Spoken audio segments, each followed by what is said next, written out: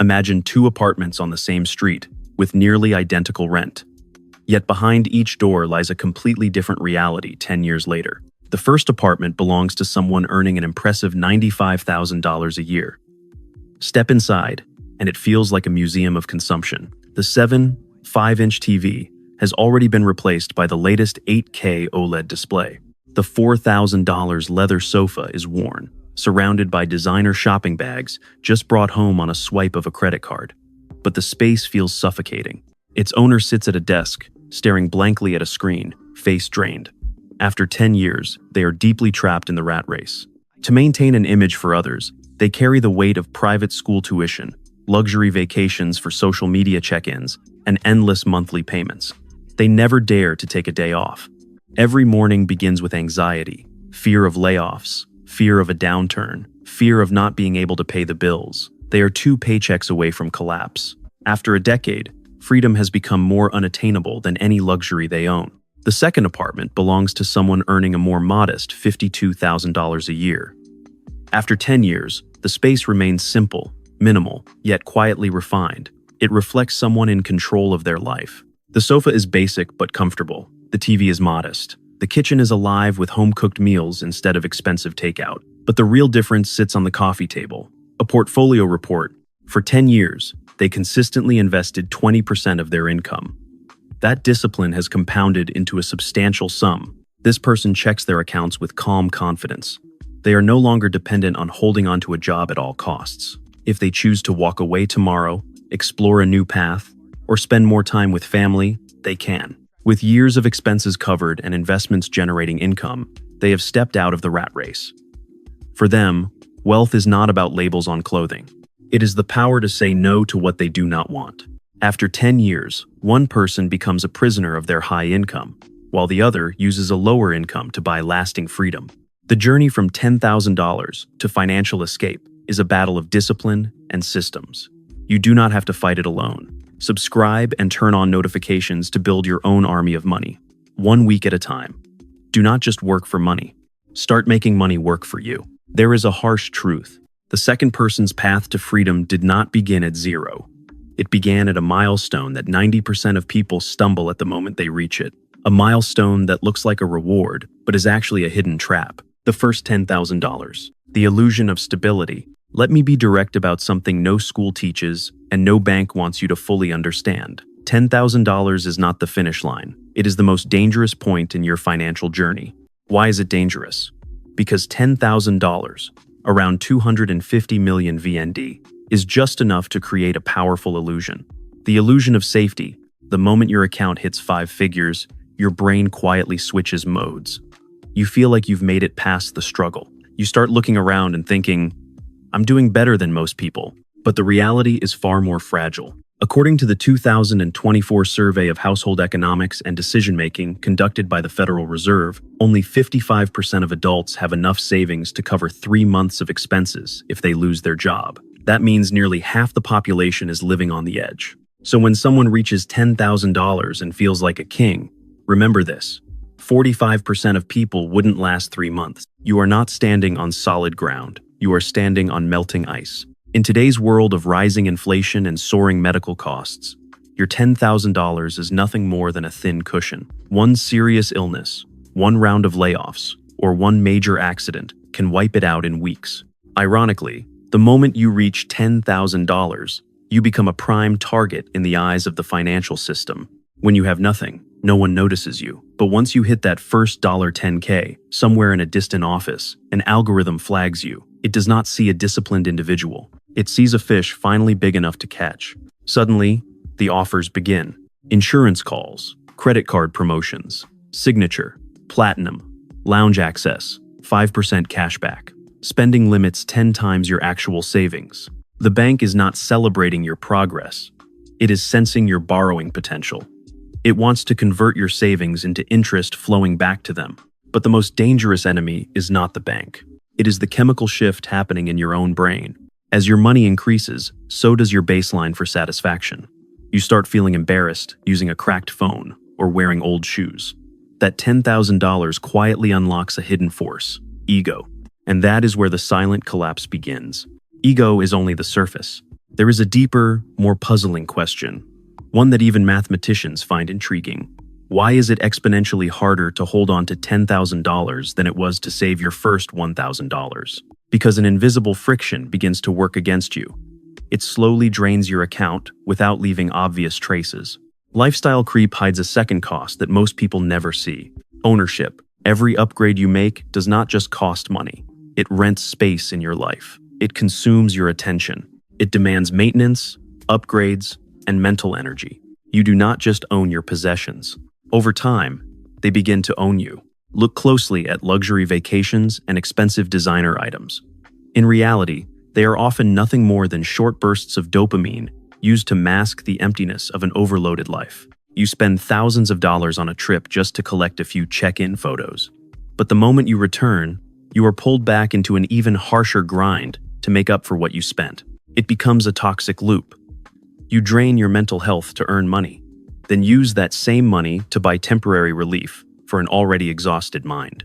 Even pouring massive amounts into expensive international schools for your children, when your finances are not yet stable, can become a psychological gamble.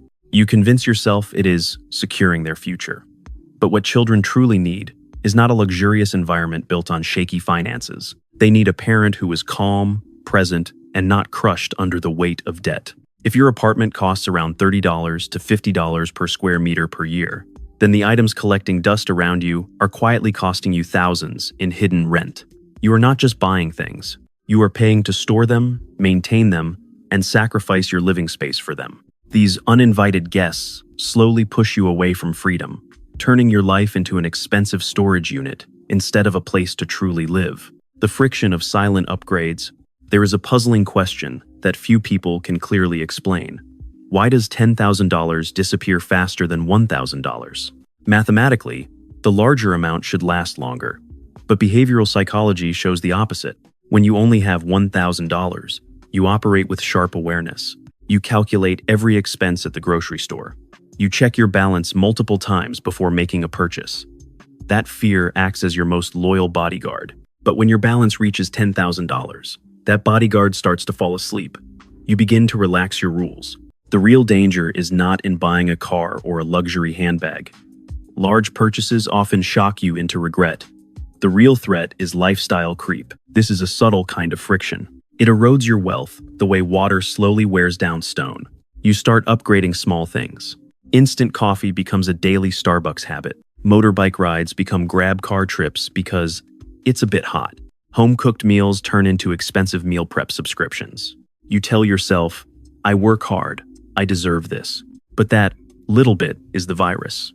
According to a 2025 Goldman Sachs survey, around 40% of households earning over $500,000 a year still live paycheck to paycheck.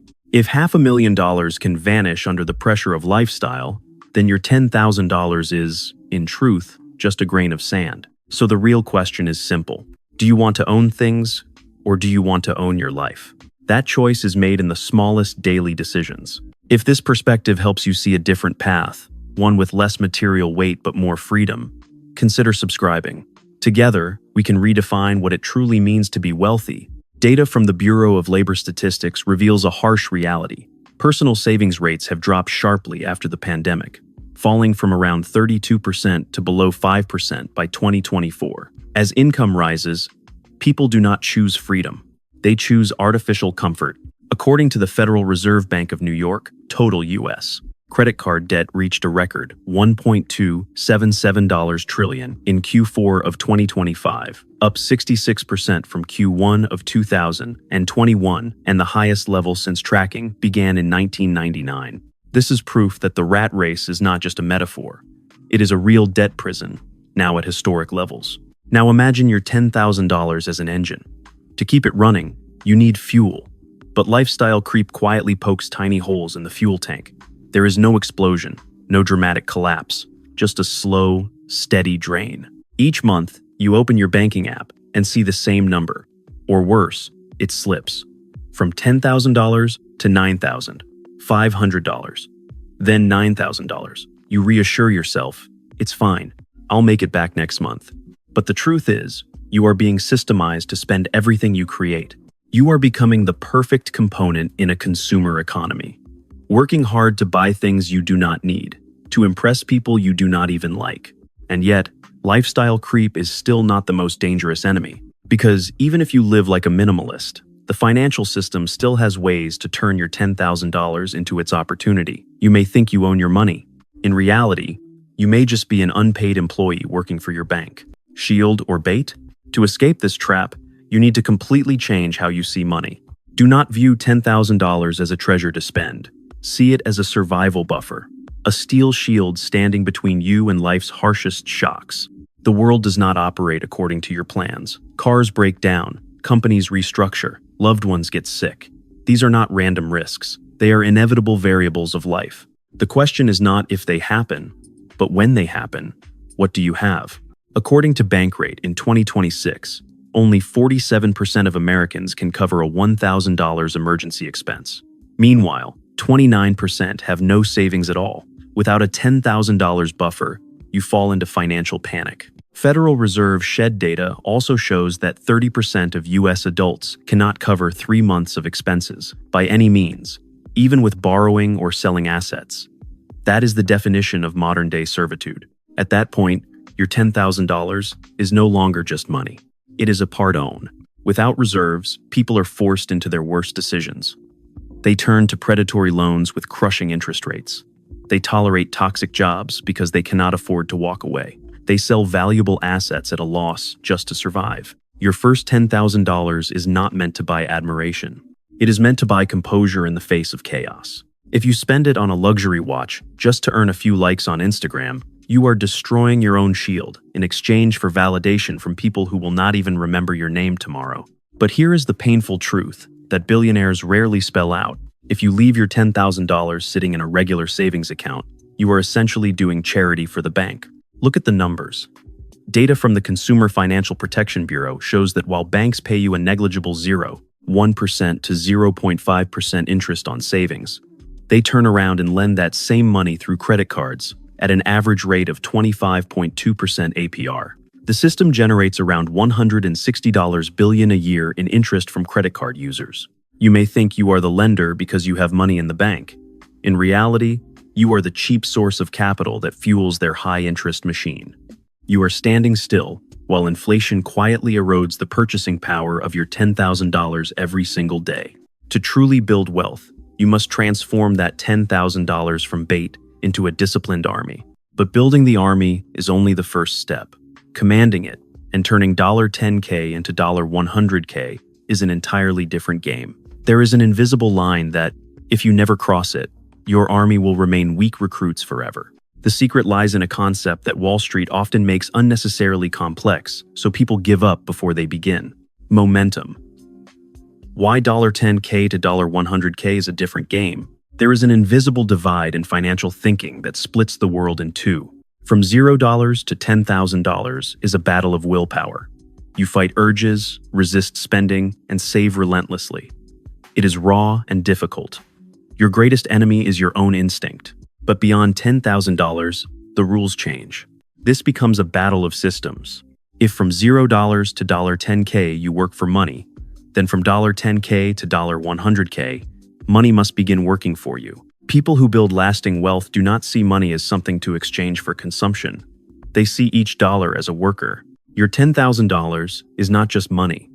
It is an army of 10,000 soldiers. These soldiers do not sleep. They do not eat. They do not ask for raises. They do not quit.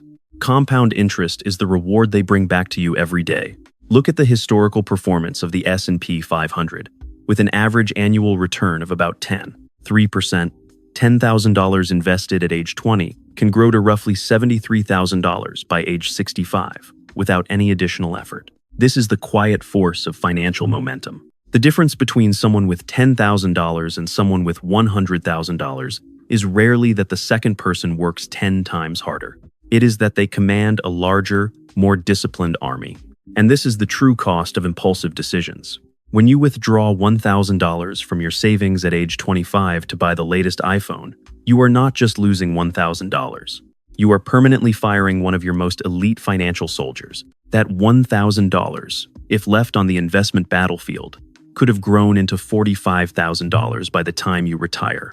You traded $45,000 of your future for a piece of glass and aluminum that will become obsolete in 2 years. That is not consumption. That is financial self-sabotage. The core principle that truly wealthy people live by, but rarely articulate, is simple.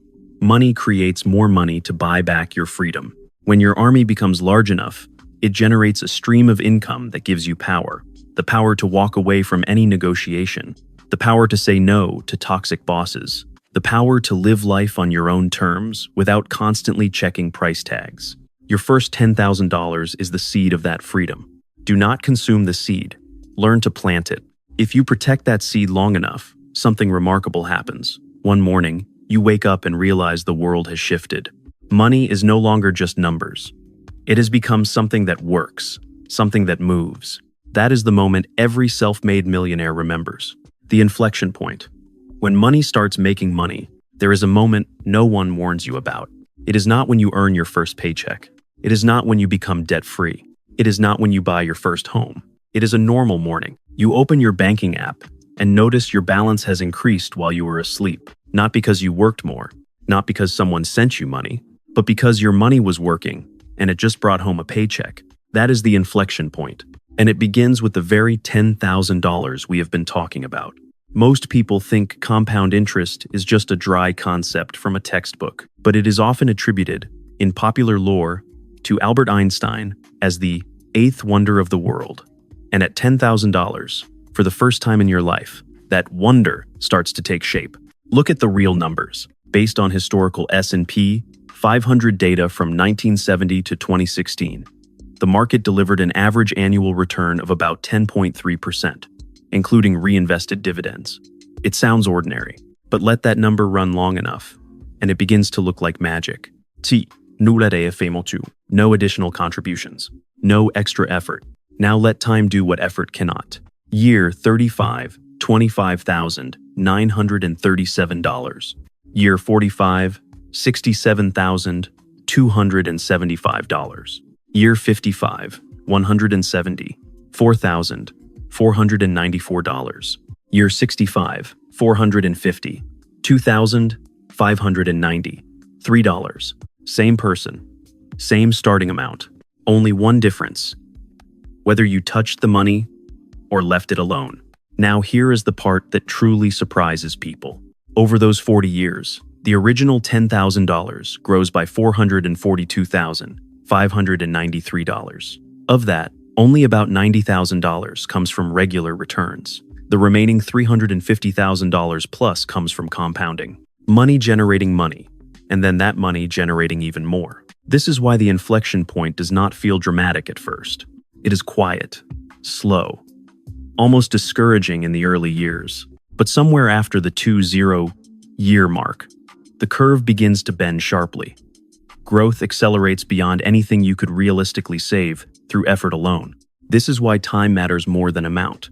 Someone who starts with $10,000 at age 25 can end up wealthier than someone who starts with $50,000 at age 45, even though the second person invested 5 times more.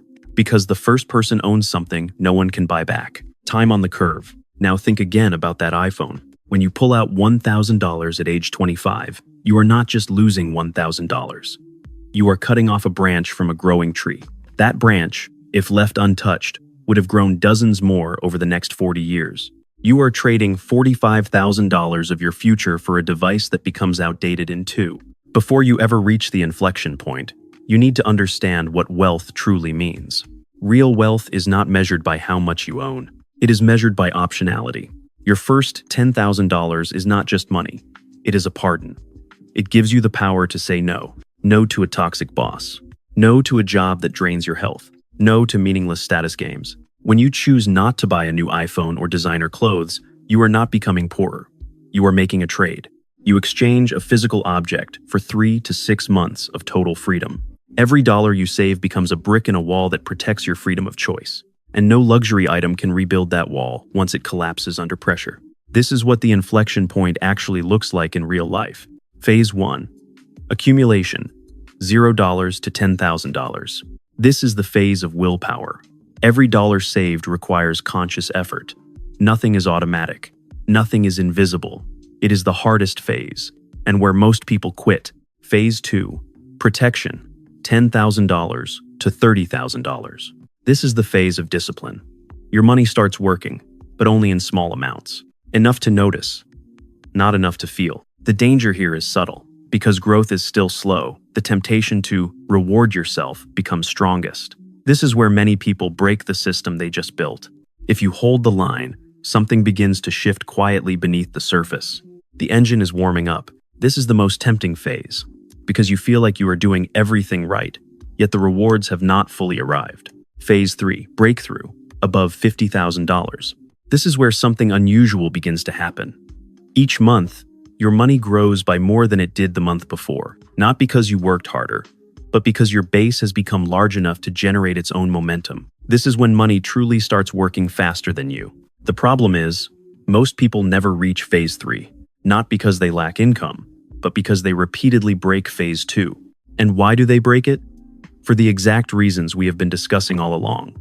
Lifestyle creep, banking traps, the false confidence that comes with hitting $10,000. So here's the real question to take with you. What phase are you in? And are you quietly sabotaging yourself? Not through one big mistake, not through one dramatic decision, but through hundreds of small choices. Every day, every week, choices that seem harmless in the moment, yet slowly push back the day you reach your inflection point. The breakthrough does not come to those who wait. It comes to those who protect their foundation long enough for the curve to bend. Most people will forget everything you just read and go back to swiping their cards tomorrow. But if you are part of the small group, determined to break out of the debt prison, then subscribe. I will be here to remind you of the real cost behind every new iPhone and every short-term dopamine hit, disguised as a reward. Are you ready to reach your inflection point?